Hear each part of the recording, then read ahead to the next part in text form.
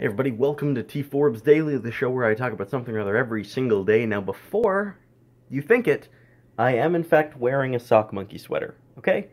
Get over it. It's not a big deal. It's super comfortable and warm and just a great all-around sweater, okay? Stop judging me. Either way, today's been a pretty cool day, and I feel like this is kind of what I want to talk about today, is that as of like 3:45 Pacific Standard Time, SpaceX launched like their biggest rocket ever, the Falcon Heavy, which is a Falcon cool name.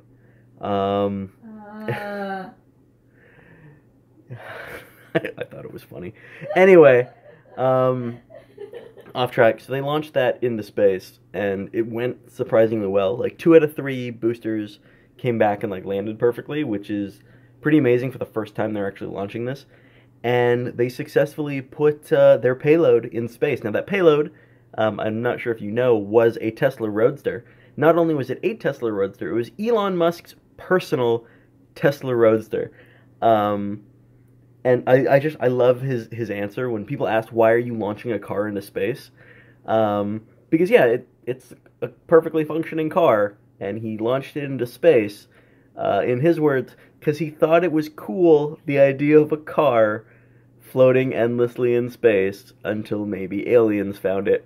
So that's pretty cool, and I think that's key to why I think Elon Musk is great, and what he's doing is cool, because he is doing stuff for the sake of like interesting shit and just cool, fun stuff, and I feel like that's what's missing with a lot of innovation. I know there's a lot of people doing really cool stuff, and I'm not trying to take away from, you know, all of the amazing people doing amazing stuff, because not everyone can be a less charismatic Tony Stark like Elon Musk is.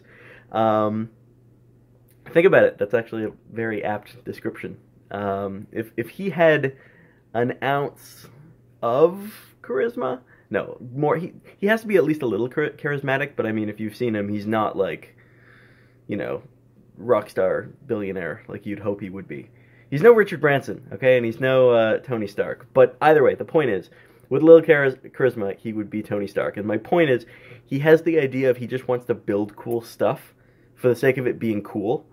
And I think that's a huge part of innovation, or at least it should be, is the, no, don't worry about how, don't worry about, like, you know, is it worth it financially, is it worth it scientifically. He's just doing it because it's cool and figuring out how to make it work. Like, what I love is his story, when he was designing, or when he was first talking about, you know, designing SpaceX, basically, they wanted their own spacesuits, because the ones that NASA had been using forever, it was part of the same contract, basically, to budget and design new everything. New ships, new spaceships, new rovers, new satellites. I don't know why they wanted to send another dog into space, but whatever. The point is, he got like artists to design the spacesuit, and then once he decided what he liked, he then sent it to the engineers to like make it work. And that's really cool to me, because like, yeah, if you want to build a functioning spacesuit, it's going to be like that giant white tank, and that's the equivalent to like old school like diving bells. But you now look at like scuba suits, that's designed like, no, I don't want to say fashion over function, but it's definitely an improvement to the old school, like, literally have to have a hose that runs all the way up. And that's just kind of trying to make something sleeker, something cool, something more fashionable to sell it. And I think that's just key in making... Think of how many science fiction universes that there are, where, again, because it's like a movie and TV, everything just looks cool. Like, you look at, like, I don't know, just... I'm losing track of what I'm thinking of right now. But science is and should be cool. And the way it is a lot of the time, it's not particularly cool. It's like thought of now, not so much as it used to be like a long time ago. I'm just talking in circles. Anyway, the point is, cool science is cool. And I don't just mean once you understand it, it's cool. I just mean you have to get people in the first place.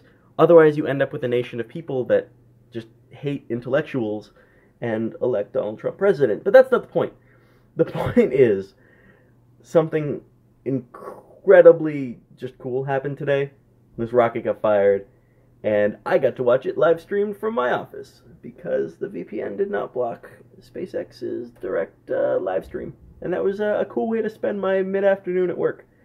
Either way, thanks for watching, guys, and I will see you tomorrow. Oh, best part, I missed the story. Sorry, before I go, that Tesla Roadster that is now endlessly floating through space is now, at least as long as the solar cells last, is playing David Bowie's Space Odyssey, or Space Oddity, wow. Sorry about that. Sorry, Bowie. But, Space Oddity all through the universe. So potentially, millions of years from now, when aliens come and they, honestly, at the speed it's probably traveling, once they, like, it's going to be really close to Earth. It's not going very far. But the point is, they're going to be able to listen to Bowie. And that's pretty exciting. Either way, thank you for watching, guys, and I will see you tomorrow.